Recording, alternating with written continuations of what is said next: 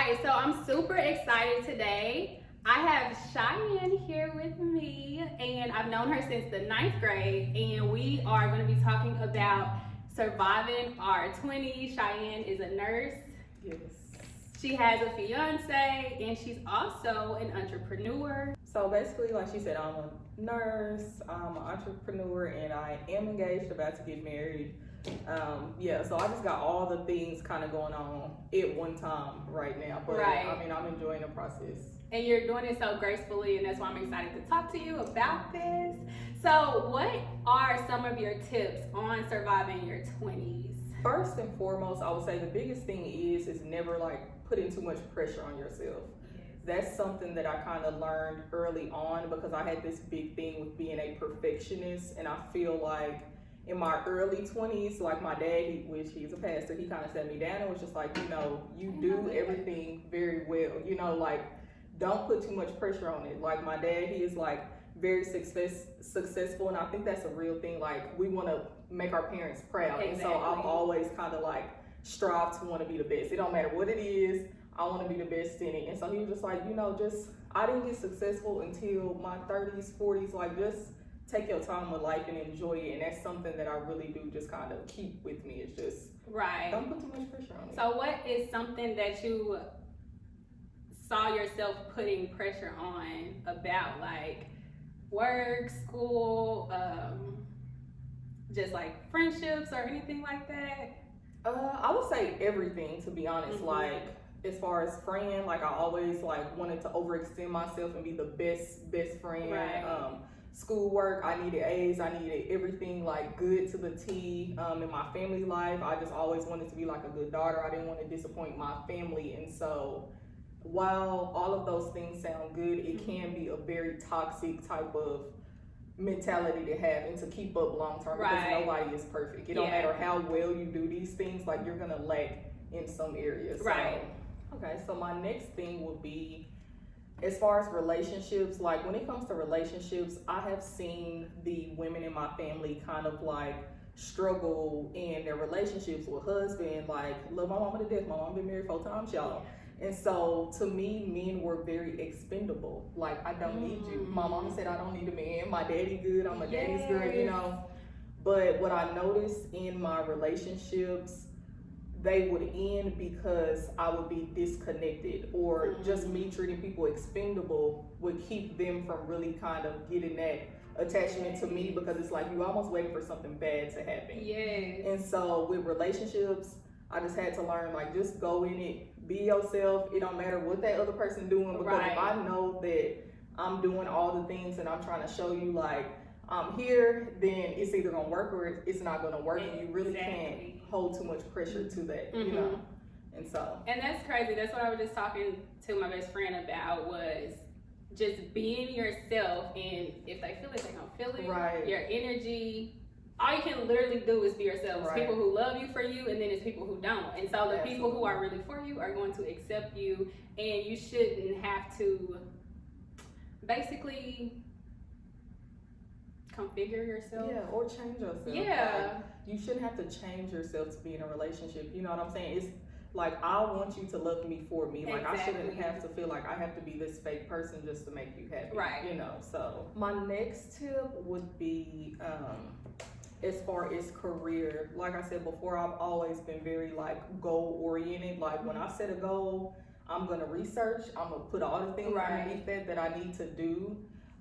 And so I really just had to learn that whenever you say you're gonna do something, you need to do it. You just need to like, don't say, I wish this to happen, or I hope this happens. Like, we are so capable of doing like stuff that we feel like is beyond our reach. All you have to do is do it. Like, don't say you're gonna do it, don't wish you're gonna do it, and not put in the works. Like, faith without works is nothing. It's dead, And so that sometimes I'll be like, oh, I want to do this, but I would procrastinate, or I found myself, I'm like a busybody. I would have like 10 things going on, but you can't do 10 things and be successful at 10 different things. Like, sometimes you kind of gotta chill out and like work on doing this one thing. So like, to people that are like dreamers or have like these big ideas and thoughts on how they want their career to be, just focus on that one thing, and like everything else will like fall in place around it. So. Right. So do you feel like you found your niche, like just in general, like? I think I'm still finding it. I think I'm still finding it.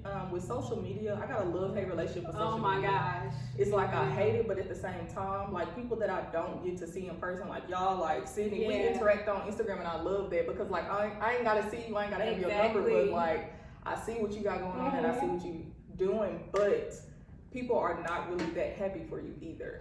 You know, and the power of social media. Yes, that's what I was saying. For instance, okay, so my birthday just passed on Sunday. I haven't been really active on social media lately. On my birthday, I didn't post that it was my birthday. Thank you, girl. I didn't post on my story, or you know, you make a post, like post a picture, and you're like, okay, 27 year, and everybody is commenting, or even people who didn't realize it was your birthday, they'll text you.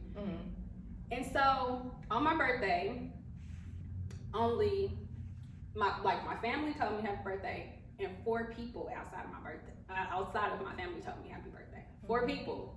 And I said, instead of, you know, it was hurtful, but I just was like, the power of social media, making people feel more important than they are. I mean, we're all important, but the likes, the followers, you feel that you're important. So it was just like a learning experience that social media really is. It just can be so toxic as well as beneficial. So I agree, and I haven't found like that good balance between, because it's like I want to share like my life and the good things that I have going on, and like my man, I can talk about him all day. I love him to death, but I don't like to put too much out there, because it's like people see that girl, people will literally go to this man DM him knowing, like, I'm thinking we like cool, cordial, and it's like, why would you do that? Like, and it's like, at the same time with my spirit, I can't even be mad at you, because that's just how people are, but it's just like people sadly are not sometimes that happy for you. So just share it with the important. The 4 people that text you, those are the people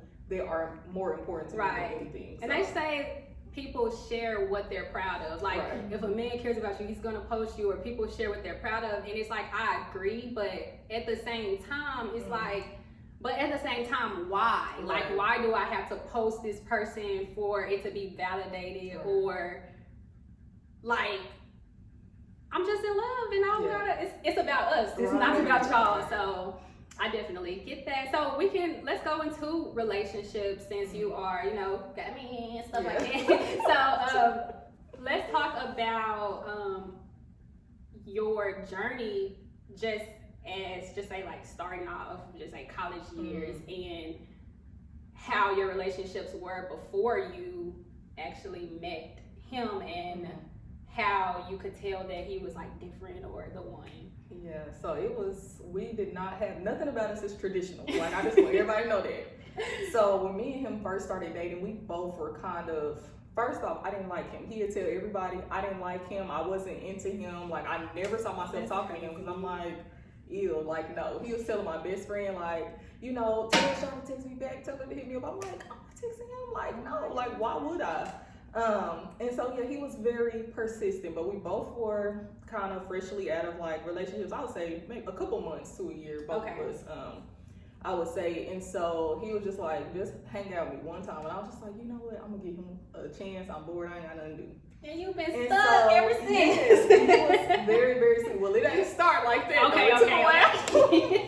And so I was like, you know what, I kind of like him. He is like nice. He was just always so sweet to me. And when I say I can be a major B word, when it comes to men, like I told y'all, I feel like I'm up here and y'all down here. Yeah. That's just how I don't need y'all. Women, y'all know I'm big. We don't need y'all. Yeah. Just things. And like I said, my family, my mom was just like, always, you know, you really don't need a man like that. Like, you're good.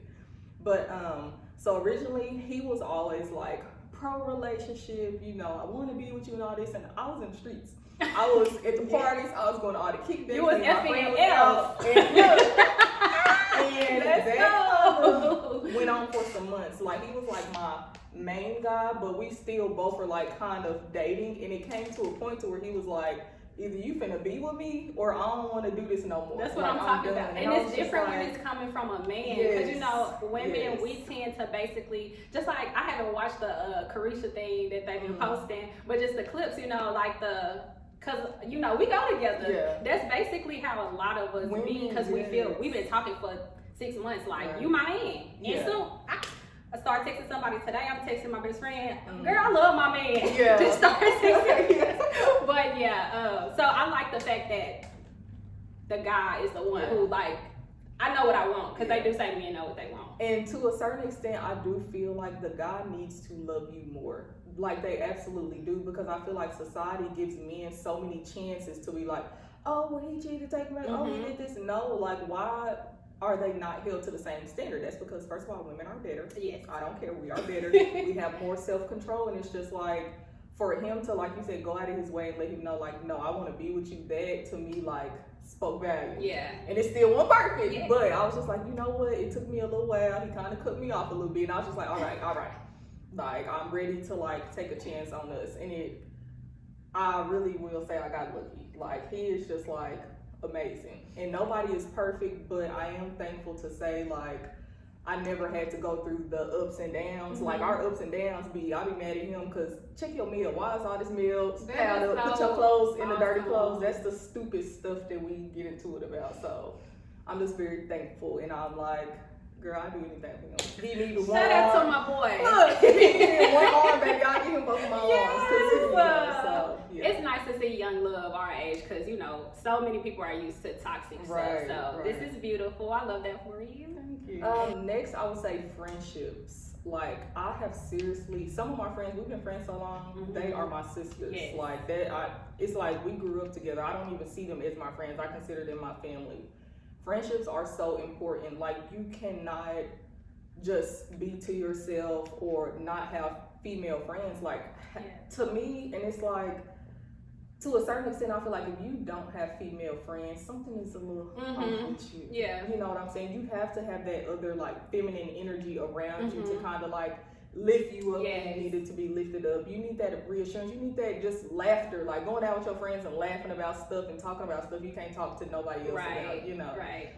So I hold my friends to a very high standard. Just like my fiance, I would do anything for my friends. Like, they deserve that. They are my sisters. And I just know that whenever I've been down, they have been there. And it's like vice versa. So I really think that just putting my friendships first when they need to be first and always just maintaining them relationships have really helped me be the woman that I am. Because a lot of my ideas come from my friends. You know what I'm saying? So, like, they be thinking of stuff like Perez, she gave me the name for, like, my candle business. Girl, that just be, we flow into each other. Shout out your friend with her because she has a business, right? Yeah, shout out to Perez, for sure. I love your friend group because, like you said, y'all been friends for a long time. So, of course, we post you're at brunch or something, it's like always the same people, and it's been that way for a long time. So I was interested in your take on friendship because you seem to surround yourself with the right type of women, and they seem to be like-minded like you, and so I feel like that's a very beautiful thing. Friendships are very important, and I feel like they're even, you know, just like a relationship with your man, like even with those situations with your man, we tend to cut a man off. Right. No, well, we'll cut a man off, but we take him back over and over and forgiving him, and he don't even deserve that. Like, this is somebody we've been talking to for three months. Right. This been our friend for however long. Now, you know, people can do shicey stuff that, you know, but I definitely love your friendship. Yeah, thanks. I agree with that. One big thing I will say, my friends that I've been friends with since little to my friends that I've gained in, like, high school and college, all of them are also friends. And so that's something that, even though it's only a few of us, that's something that I really love. And then also, like you said, why would you feel like this man deserves a chance before your friends? Like, I've never gotten into it with any of my friends. Even if we got some slick stuff to say out of our mouth, I would never go so far as to be screaming at her, cussing her out. Like, I would never do that. Like, girl, I'll talk to you in a minute. Because that toot, I don't know where it's coming from, but, like, we gonna be here. So I agree with that. Like, my female friends are they just so important, and they mean the world to me, for sure. Love that. So something that I'm still really working on is having patience. I'm very direct and straight to the point, even at work. Like, people that I work with, I'm very concise and I'm very clear. And sometimes that can kind of come off wrong. Even, you know, with my mom and my fiance, they tell me like, you need to kind of word that a little better. But I say what I mean and I mean what I say. That's just kind of how I am, and I feel like I've learned to be that way through just like school and working, being a Black nurse. Like, people always say, oh, everybody going to school to be a nurse, but when you are one of the only ones that is Black, surrounded by all these people of different races, you can kind of feel boxed in. So I love when I go to work, I'm like, girl, you up there working today? Like, you up there? I love to see that, because I had to learn to like stick up for myself. I don't care if it's the doctor or surgeon. Girl, I done full blown got into it with a doctor at work. I don't care who you are, but you will not disrespect me. But to a certain extent, that's not always the way to approach things. Like, I can be very, I don't want to say confrontational, because it's not the raw confrontational, but it's just like, what you say? Yeah. Like, were you talking to me? Like, did you need something? I'm like, just trying to get an understanding. Yeah, that's how I am, and some people don't take that well, and I don't think it's always the best way to go about things. Like, sometimes I kind of need to chill and think first. See, I had that problem as well. Like, I always say, I'm just straightforward, I'm blunt or whatever, and actually, like you said, you can say it a different way, or use a different tone, or you can even, if you really like that, you can decide to walk away. Yes. But working on my communication as well has been something, like you said, your patience. So just calming down and, like you said, responding in from a place of love. Right. It's so important. So I definitely get you. But when you used to people trying to play you, when you're the type of person you are, you feel the need to protect yourself. So it's not that I'm trying to be rude or mean, but I'm protecting myself. Absolutely. Let you know you're not gonna play with me. Yeah, that's something for sure that I'm working on. It's just my patience. Like, even like when people bring me drama, I'm like, girl, please don't text my phone with this number. You are disturbing my spirit. Like, I promise. Just trying to be more patient, honey, because I don't like to repeat myself. I'm not gonna say it too many times, but that is something. But we talk about patience when it comes to people, but patience when it comes to everything. Yes. Because sometimes I be wanting stuff to happen right now, or even like with stuff, you know, with my business or my personal life. I'm like, dang, I got time to be waiting on it. Like, I want it to happen right now, but it's just like, when you rush things, it's kind of like you miss the process. You know what I'm saying? It's just like, how can you grow if you went from A to B? That's true. You know what I'm saying? I feel like, too, that's why God doesn't give you things sometimes, because He's just like, girl, you're not ready. You're not ready. You gotta become the person for real. Yes. Exactly. You're like, you don't get it. So. Or like, one of the things Rick Ross said that stuck with me for so long and changed my mindset was, it's about longevity. Right. So I want to do things correctly and not quickly. Absolutely. Because I want it to last. So patience, oh my gosh, becoming the person, and God is going to give us what we want. Right. But if He isn't giving it to you yet, you're not ready for it. So it's like, yeah, and that's something that is true. Even like in my nursing career, like, even though I graduated with honors, I applied to nursing school like 3 times before I actually got in, but I was partying, I was doing blah blah blah, and I'm like, I know I'm smarter than all of these people. Oh like, God. Why haven't I gotten in yet? But so talk about where that shift came from for you, where you realized, I'm tripping, I'm better than this, because that's the part that people don't really talk about. Like, we say we felt this, but then this happened for me, but what was it for you that got you to that point where you knew, like, I'm tripping? I really just got to the point where I was like, you know what, I'm tired, I give up, whatever happens, happens. Tired I of prayed about it. Yes. I was like, I'm just praying about it, whatever happens, happens. And when I finally like let it go and just kind of gave into the process, that's when I was just like, oh yeah, the last time I applied to like 4 nursing schools, and I got into every one. Most of the time I would get rejected, waitlisted, and I was just like, that to me was just God showing me, like, if you hold on, like, this is what you'll get. Like, you'll get this in abundance if you just wait and stop thinking stuff's supposed to happen when you want it to happen. So, and I feel like when we're doing the right things anyway, we know, like, we're applying ourselves, we know it just means that you have to wait, and God's going to come through when it's time. Another thing that I kind of learned through life is that you have to be teachable. I'm very big on criticism. I don't mind for somebody to criticize me. It don't hurt my feelings. It don't make me feel some type of way, because that goes back to me always wanting to be the best at whatever I put myself into. I want to like do it very well. So I feel like a lot of people are not ready to accept that criticism, but it's like, how do you grow if people don't tell you what you're doing wrong? Exactly. In my friendships, in my relationships, like, how do I know, like, there's something to fix if they don't tell me, like, hey, I think you could have done this a little bit better, or, you know, I don't think you should have did it that way. And to me, that's like one of the biggest things that helped me grow into, you know, just a well-rounded individual. It's just not letting people criticize me and be teachable. I love that, because when I do my sports thing, one of the things I learned is that you have to be coachable and have tough skin when playing like sports.